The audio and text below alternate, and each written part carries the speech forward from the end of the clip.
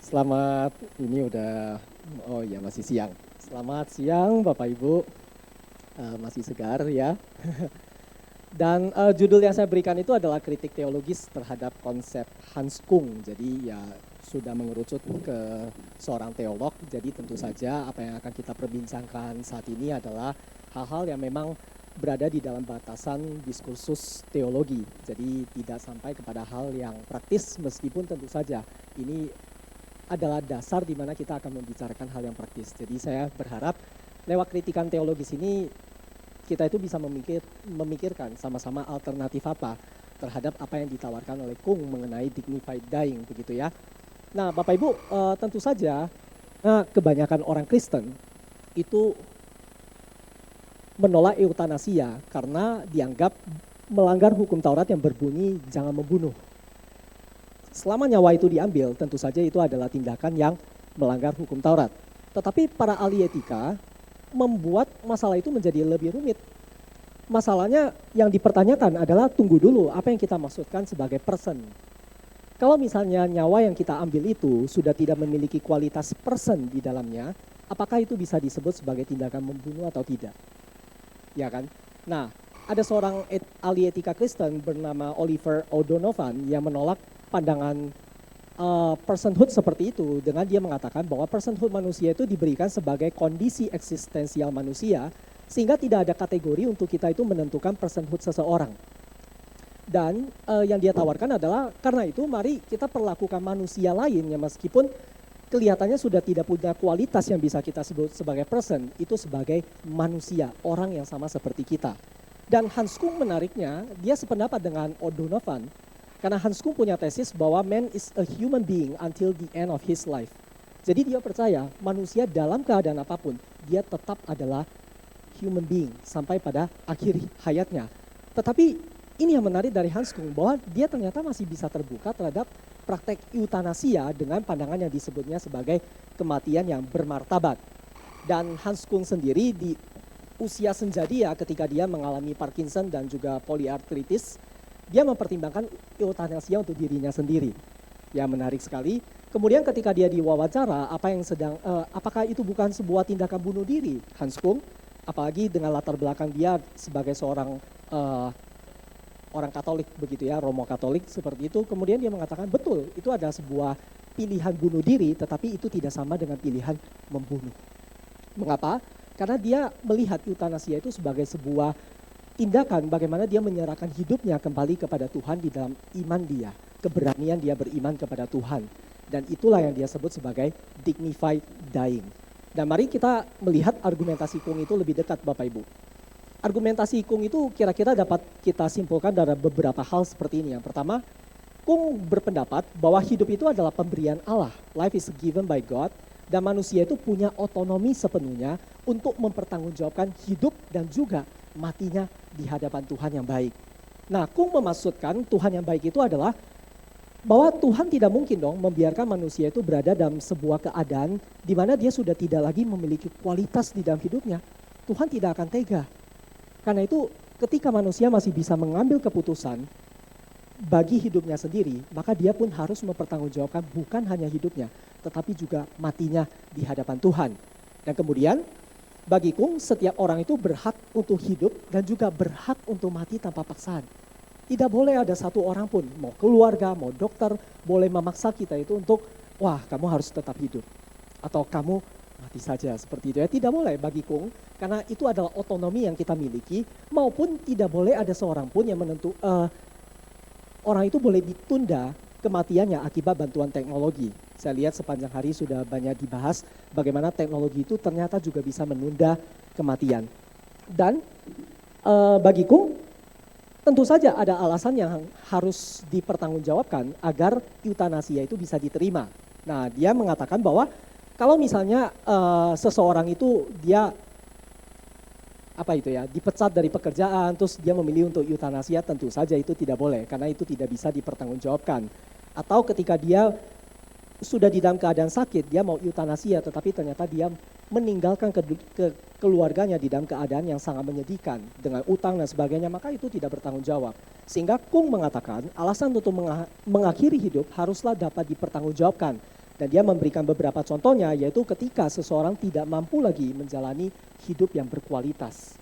Itu adalah alasan yang membuat dia mengatakan eutanasia itu diperbolehkan, atau ketika kita itu sedang melakukan pertolongan, ya assisted dying, kemudian atau menyerahkan ketika dari sisi pasien hidup itu di hadapan Tuhan. Dan selanjutnya, bagi Kung, kematian itu juga bukanlah sebuah akhir, tetapi hanya sebuah tahapan atau pintu menuju kehidupan baru yang akan ditransformasikan oleh Tuhan, di mana di tempat itu bersama dengan Tuhan tidak ada lagi penderitaan. Sehingga kita tidak perlu mencemaskan mau panjang mau pendek usia kita, selama kita punya iman kepada Tuhan, maka kematian itu dapat kita lihat sebagai sebuah ucapan selamat tinggal kepada keluarga kita, kepada dokter kita, kepada manusia lain yang menyayangi kita, dan itu merupakan jalan pulang ke rumah sejati, rumah yang akan menerima dan menghapus segala penderitaan kita. Dan Kung mengatakan, manusia itu sama halnya dia layak untuk hidup yang bermartabat, begitu juga dia juga layak untuk hidup mati yang bermartabat. Dan di sini kita dapat melihat bahwa penolakan Kung itu menolak respons teologis yang terlalu ekstrim. Dia tidak mau, wah kita kaku sekali tanpa perasaan gitu ya, pokoknya gak boleh eutanasia, atau ya sudahlah boleh aja bebas tanpa tanggung jawab sama sekali. Tidak juga, karena itu Kung memilih sebuah respons teologis jalan tengah, middle way, yaitu kematian yang bermartabat.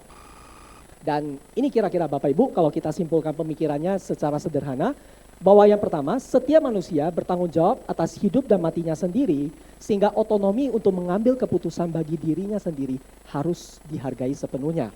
Dan yang kedua, berpendapat manusia berhak untuk mengalami kematian yang bermartabat dengan menyerahkan hidupnya kembali kepada Tuhan yang menjadi sumber pengharapannya akan kehidupan yang kekal. Nah, dua pokok pemikiran inilah yang akan saya kritik di dalam tulisan saya.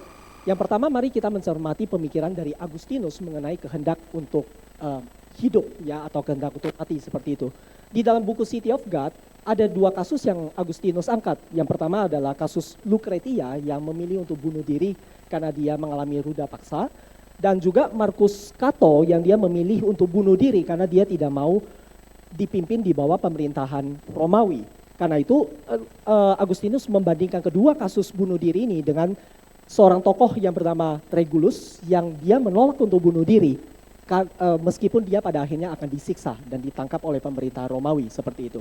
Dan Agustinus memuji Regulus yang katanya, wah ini adalah tindakan yang terpuji karena ini adalah tindakan yang tidak melawan hukum Taurat yang berbunyi jangan membunuh. Dan Agustinus dalam hal ini mengatakan bahwa ketika kita bunuh diri, maka sebetulnya yang kita lakukan bukan hanya kita tidak mengasihi orang lain, tetapi kita gagal mengasihi orang lain karena kita sudah terlebih dahulu gagal mengasihi diri kita sendiri, yaitu hidup kita sendiri. Nah, selanjutnya Bapak Ibu, kita juga dapat melihat di dalam pemikiran Agustinus bahwa di dalam diri manusia itu ada konflik kehendak. Ada kehendak yang manusia sadari, yaitu juga bisa salah, dan juga ada kehendak yang manusia tidak sadari. Nah, bagi Agustinus sebetulnya kehendak itulah yang disebut sebagai kehendak untuk hidup atau mengalami pemenuhan tertinggi yang bagi Agustinus hanya bisa didapatkan di dalam Tuhan. Agustinus punya argumen seperti ini, bisakah manusia memilih kematian? Dia mengatakan sebetulnya tidak. Kenapa? Karena kita tidak bisa mendefinisikan kematian itu apa. Sehingga kita tidak bisa memilih sesuatu yang kita sendiri tidak tahu itu apa. Yang bisa kita pilih sebetulnya adalah sesuatu yang manusia inginkan dari kematian. Sebetulnya bagi Agustinus itu ada keinginan untuk dia bisa mendapatkan pemenuhan hidup yang tertinggi. Yang kata Agustinus itu hanya bisa didapatkan di dalam Tuhan.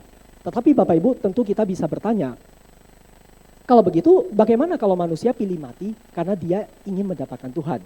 Ya kan, seperti perkataan Kung, argumentasi Kung. Bagaimana kalau itu yang terjadi? Nah, di sini ada sebuah analisis dari Makiko Sato terhadap pemikiran Agustinus tentang hal bunuh diri, bahwa ternyata Agustinus tidak mentah-mentah menolak tindakan mengakhiri nyawa itu dicap sebagai absolut berdosa.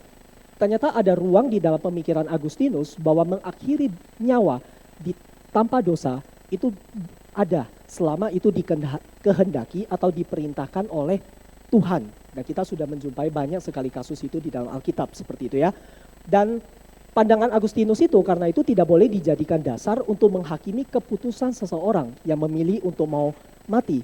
Tetapi undangan untuk mensyukuri hidup dan mengalami pemenuhan hidup di dalam Tuhan. Nah bagi Makiko Sato, permasalahan bunuh diri itu sebetulnya ada pertanyaan ini. Apakah bunuh diri itu berdosa atau tidak? Itu bergantung pada apakah hatinya mencintai Tuhan atau tidak. Dengan pemikiran dan tinjauan seperti ini, maka tampaknya pemikiran Agustinus itu justru dapat mendukung pemikiran Kung. Ya kan? Bahwa pilihan untuk mati secara bermartabat itu ternyata lahir dari hati yang mencintai Tuhan, yang ingin kembali kepada Tuhan, kepada pelukan Sang Bapa yang kita kasihi. Tetapi kita Bapak Ibu jangan-jangan kita juga bisa melihat ada sebuah alternatif terhadap pemikiran Kung dari apa yang ditawarkan oleh Agustinus, bahwa kehendak kita untuk hidup mengalami pemenuhan tertinggi dari Tuhan itu juga dapat dialami bahkan di tengah penderitaan sekalipun. Kehendak untuk mati didasari atas kelemahan manusia yang telah jatuh ke dalam dosa, sehingga manusia itu punya cinta yang bersyarat atas kehidupan. Manusia gak sudi kalau hidup itu harus menderita. Memang kita tidak mengatakan penderitaan itu sebagai keniscayaan di dalam kehidupan, tetapi manusia tidak sudi bahwa kehidupan itu harus ada penderitaan. Ketika Tuhan yang menciptakan dunia ini, dia mencintai kehidupan ini. Bahkan ketika dia tahu kehidupan ini akan jatuh ke dalam dosa, dan dia sendiri yang akan jalan masuk kepada jalan penderitaan itu untuk menyelamatkan manusia. Karena itu Bapak Ibu, kita dapat mempertanyakan argumentasi Kung seperti ini. Meskipun Tuhan dapat menerima dan mengampuni kelemahan manusia yang memilih pergi karena cintanya kepada Tuhan, tapi bagaimana kalau pilihan untuk mengakhiri hidup di tengah penderitaan itu bukan pilihan yang dikehendaki Tuhan? Lagi pula kita tahu dari mana pilihan itu pilihan yang dikehendaki Tuhan atau tidak? Kita tahu dari mana, betul kan? Dan bukankah Tuhan juga punya maksud untuk mengaruniakan kehidupan di tengah realitas penderitaan kita? Dan pertanyaan berikutnya yang saya ajukan, seperti argumentasi Kung bahwa hidup itu adalah pemberian Tuhan, dan manusia bertanggung jawab sepenuhnya di hadapan Tuhan atas hidup dan matinya sendiri. Jadi bagaimana kalau panggilan kita adalah justru hidup menderita bersama dengan Kristus?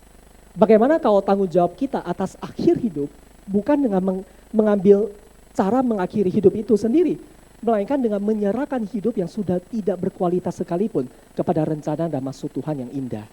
Dan selanjutnya kita akan melihat bagaimana kita melihat relevansi penderitaan Kristus di dalam kehidupan manusia. Dan di sini saya mengambil dari pemikiran Jürgen Moltmann mengenai pathos dan simpatia. Moltmann mengatakan bahwa kehidupan Kristen adalah kehidupan mengikut Kristus yang tersalib. Kalau kita masuk kepada misi Allah di dalam dunia ini, maka kita dapat memahami sejarah kehidupan kita itu. Ternyata ada bagiannya di dalam sejarah Tuhan yang adalah sejarah cinta. Dan bagi Moltmann, ketika dia menggunakan pemikiran dari seorang rabi yang bernama Abraham Heschel, dia mengatakan bahwa Tuhan itu dikenal melalui pathosnya. Apa maksudnya? Maksudnya adalah Tuhan itu kita kenal melalui keterlibatan dan respon terhadap kehidupan umatnya, yaitu kita ini umat Tuhan. Dan melalui pathos Tuhan itulah keterlibatan Tuhan, janji setia Tuhan kepada kita, kasih setia Tuhan, maka manusia dijadikan makhluk yang bersimpati, homosimpatetika, yaitu turut bisa merasakan bersama dengan Tuhan dan merasakan bagi Tuhan. Yang artinya adalah kita itu punya hati untuk bisa merasa bersama-sama dengan Tuhan dan merespons sesuai dengan respons Tuhan. Dan selanjutnya, Moltmann juga mengatakan bahwa salib Kristus itu adalah pernyataan paling tinggi dari pathosnya Tuhan. Tuhan ada di dalam penderitaan manusia, apapun itu. Sebab penderitaan itu menjadi bagian dari sejarahnya Tuhan itu sendiri melalui kedatangan Kristus. Bahkan penderitaan Kristus adalah penderitaan terbesar sehingga tidak ada penderitaan manusia yang tidak dapat ditanggung di dalam penderitaannya. Dan yang terakhir, Moltmann mengatakan di dalam penderitaan manusia, akhirnya kita diberikan simpatia atau ruang yang terbuka untuk kita juga bisa mengalami penderitaan itu bersama Kristus yang turut menderita bersama kita, dan juga kita bisa turut merasakan penderitaan yang dialami oleh sesama kita. Dan melalui pemikiran ini saya mengkritik pemikiran Kung bahwa Kung tampaknya kehilangan ruang untuk menderita bersama yang lain. Dengan dia itu memberikan ruang bagi manusia untuk memilih mati di tengah penderitaannya, meskipun Kung memang menunjukkan perlunya kita itu bersimpati terhadap penderitaan manusia. Nah, konsep Kung mengenai kematian yang bermartabat tampaknya lebih tepat kita terapkan di dalam kasus letting go. Ketika seseorang sudah tidak mampu lagi mengambil keputusan bagi dirinya sendiri, mungkin kematian yang bermartabat adalah kita menyerahkan orang itu dengan iman bahwa dia akan diterima oleh Bapa di surga di dalam iman dia di hadapan Tuhan. Jadi jika manusia masih bisa mengambil keputusan bagi dirinya sendiri, maka meskipun sangat sulit, tampaknya memilih untuk bertahan di tengah penderitaan itu membawakan arti yang lebih bernilai. Yaitu manusia yang berkehendak untuk hidup mengalami pemenuhan di dalam Tuhan dapat mengalami kebaikan Tuhan yang paling tinggi.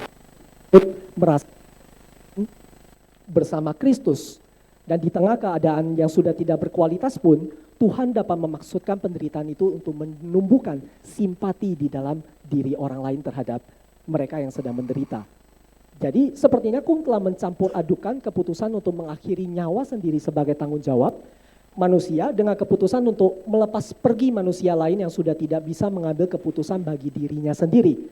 Memang dalam kedua kasus itu memerlukan simpati, tetapi hanya satu yang masih bisa turut menderita bersama dengan Tuhan, yaitu mereka yang masih bisa punya perasaan, kemudian bisa punya kesadaran dan seterusnya. Sedangkan yang satunya lagi mungkin memang perlu dilepas pergi jika keadaannya sudah terlalu buruk agar ia dapat mengalami transformasi hidup melalui imannya di dalam Kristus.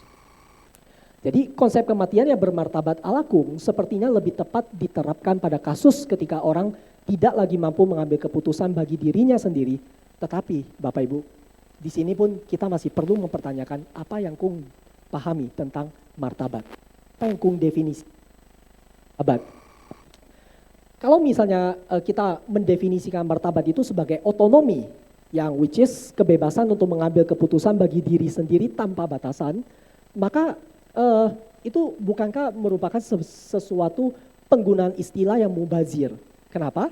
Kalau misalnya martabat itu bisa kita samakan definisinya dengan otonomi, maka kita gak usah pakai kata martabat. Ganti saja kata martabat itu dengan otonomi.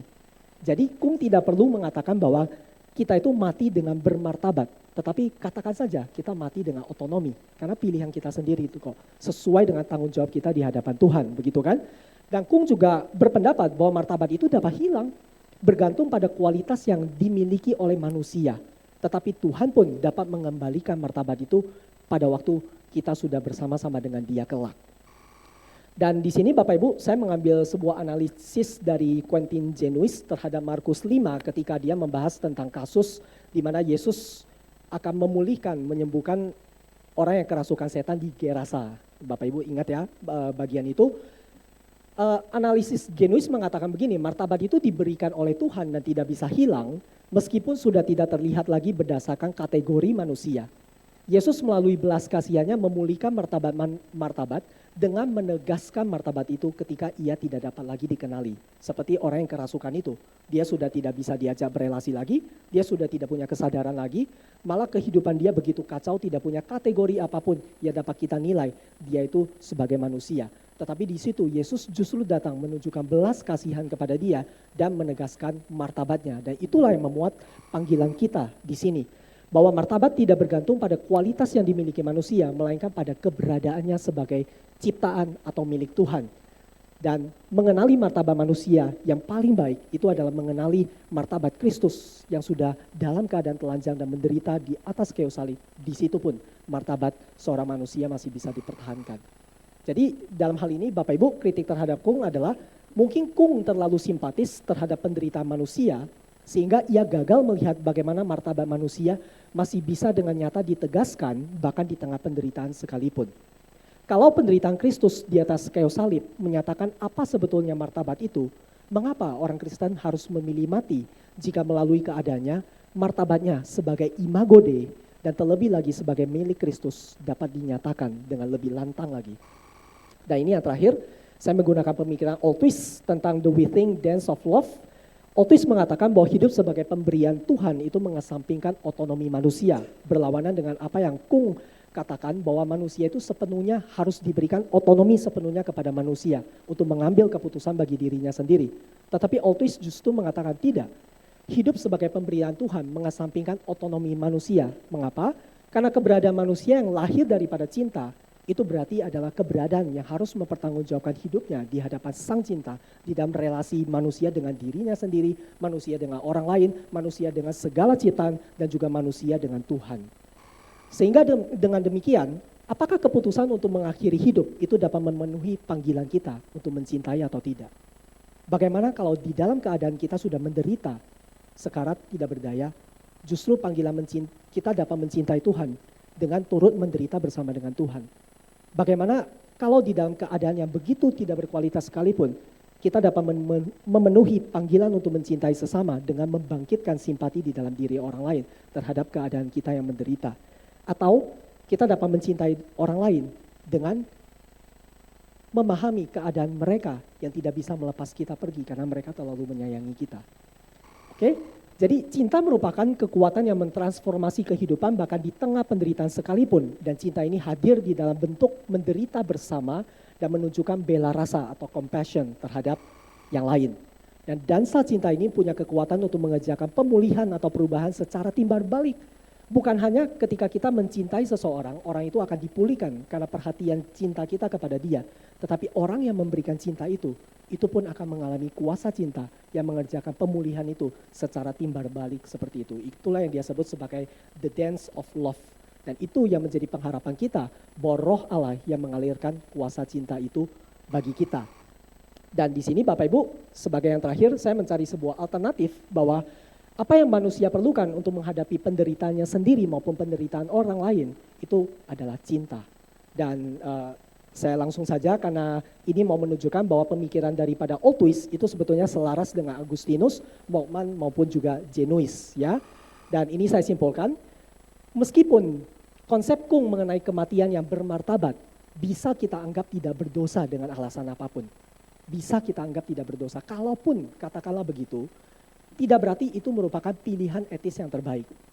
Tinjauan teologis mengenai kehendak bebas manusia yang tadi kita bahas mau menunjukkan bahwa konsep Kung mengenai kematian yang bermartabat itu sebetulnya adalah pilihan etis yang lemah. Jadi ini alternatif yang saya tawarkan terhadap pemikiran Kung. Kehendak manusia untuk mati sebetulnya adalah kehendak untuk hidup mengalami kebaikan tertinggi di dalam Tuhan. Manusia dapat mengalami kebaikan itu di tengah penderitaan dengan mengenal Kristus yang menderita bersama umatnya.